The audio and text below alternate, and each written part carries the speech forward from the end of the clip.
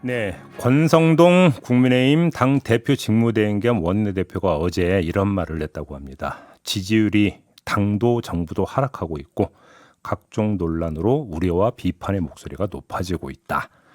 이렇게 말을 했다고 하는데요. 그러다 보니까 당 안팎에선 위기라는 단어까지 등장을 하고 있다고 하는데 이분 연결해서 진단 한번 들어보도록 하겠습니다. 국민의힘 혁신위원회 부위원장을 맡고 있는 조혜진 의원입니다.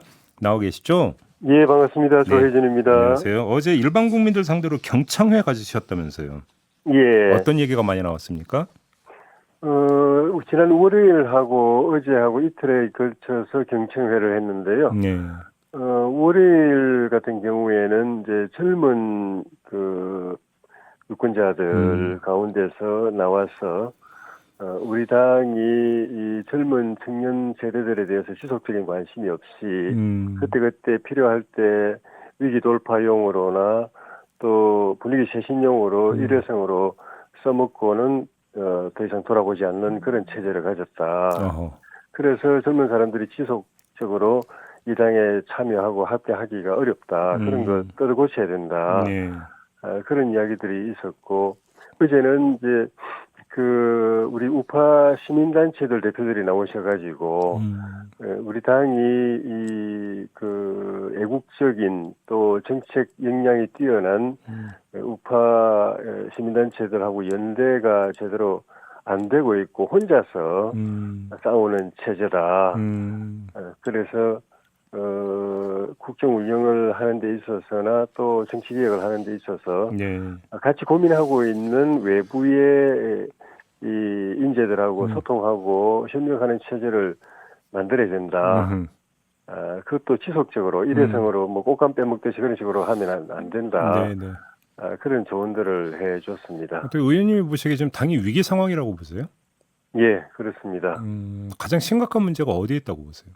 우리 현실 진단을 제대로 못하고 있는 거죠. 우리 스스로의 모습을 제대로 못 보고 있는 거죠. 사실은 제가 볼 때는 몇 년 전에 탄핵당하고 대선에 지고 또 지방선거에서 쓰나미를 당하고 그리고 총선에서 또 어이없는 참패를 당했던 바닥 상태에서 근본적으로 우리 당이 벗어난 게 아닙니다. 그 뒤에 보궐선거에서 이기고 대선에서 이기고 지방선거에서도 이겼지만은 이게 바닥 상태까지 때 내려왔던 우리 당이 다시 일어나서 우리 힘으로 그렇게 된 게 아니고 문재인 정권의 실정에 대해서 워낙 실망이 크고 정권 심판에서 바꿔야 되겠다고 생각했던 노도와 같은 민심의 힘이 우리 당을 끌고 가가지고 그것도 아슬아슬하게 정권 교체를 이뤄내고 연장선상에서 지방선거에서도 우리에게 승리를 안겨줬지만은 우리는 사실 근본적으로 좀 바뀐 게 없었다고 생각이 들었고 그게 바로 대선에서 이기고 지방선거에서 이기자마자 우리가 잘한 것처럼 이렇게 착각하고 안주하고 우리 안에서 알량한 그런 기득권 서로 주도권 갖고 다투고 하는 그 모습을 보여준 그거 보면 딱 나오는 거거든요. 진짜로 우리는 여전히 우리 자성하고 반성해야 되고 이런 좋은 결과가 우리의 이 공이 아니다라고 생각한다면은 겸허해야 되고 겸손해야 되고 자기 쇄신에 더 노력해야 되고 우리에게 좋은 결과를 주신 국민들의 기대에 보답하기 위해서 변화하고 개혁하기 위해서 노력해야 되는데 지금 보여주고 있는 모습이 그게 아니잖아요. 지금 위기의 실체는 이게 위기의 실체라고 저는 봅니다. 의원님께서 말씀하신 이른바 주도권 갈등 경쟁이라고 하는 것이 권성동 장제원 두 의원 간의 갈등을 말씀하시는 겁니까? 그런 걸 포함해서 당 대표 징계 사태도 그런 모습을 보여준 측면이 있고 벌써부터 이제 당권 경쟁에 돌입한 듯한 그런 모습들.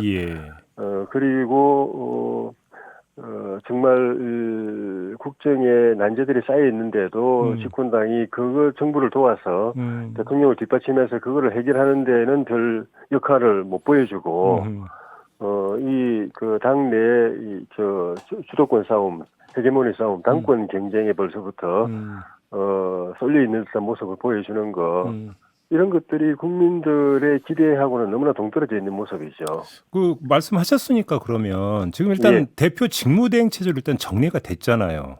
예. 그럼에도 불구하고 조기 전당대회 이야기가 계속 조금씩 나오는 현상은 어떻게 지금 진단을 하세요?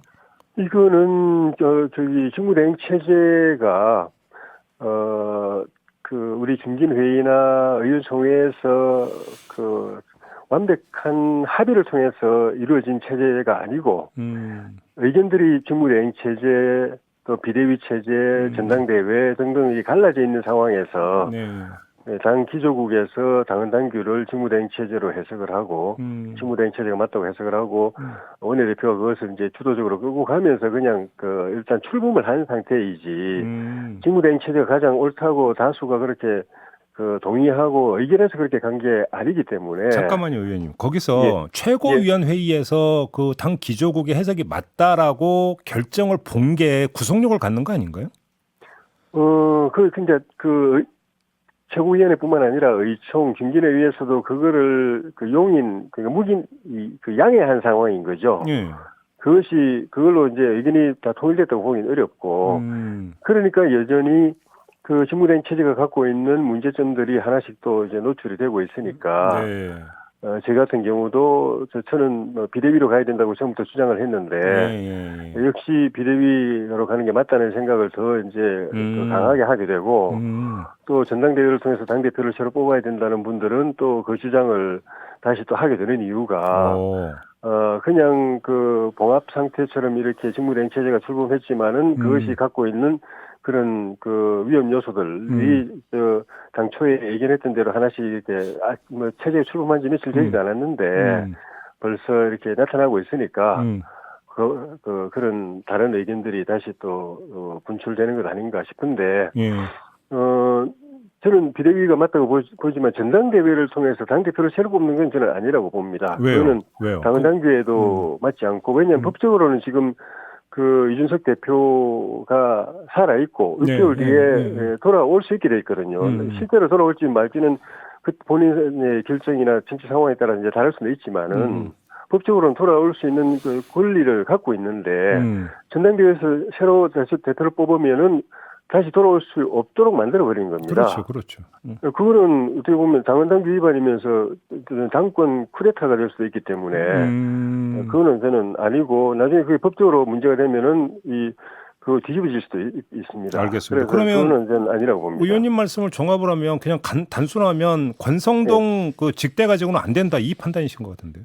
그러니까 지금은 말씀드린 대로 취임하자마자 우리 정부가 어려운 과제들을 잔뜩 안고서 그러니까 가장 나쁜 상황에서 국정을 하나씩 풀어나가야 되는 상황인데 그걸 뒷받침해야 될 집권당이 당대표도 있고 원내대표도 있고 해서 쌍두마차가 돼가지고 전력 질주를 해도 그걸 제대로 뒷받침할 수 있을지 없을지 모를 정도로 지금 어려운 상황인데 그걸 한 사람이 다 맡아가지고 1인 체제로 하면 그거는 기본 일정도 소화가 잘 안 됩니다. 그럼 쉽게 말하면 그럼 권성동 직대의 그러니까 능력의 문제이기 때문에 1인 2역이라고 하는 그게 문제가 있다 이런 말씀이시네요. 개인의 능력의 문제가 아니라 체제의 문제인 거죠. 알겠습니다. 지금은 당대표는 당대표대로 열심히 뛰어야 되고 원내대표는 원내대표대로 열심히 뛰어도 부족할 판인데 그걸 한 사람이 다 수행한다는 게. 의원님 뇌리에 그러니까 비대위원장 후보가 있습니까? 혹시 김종인 전 위원장 염두에 두시는 겁니까? 그렇지는 않습니다. 그렇게 구체적인 인물을 생각하고 한 건 아닌데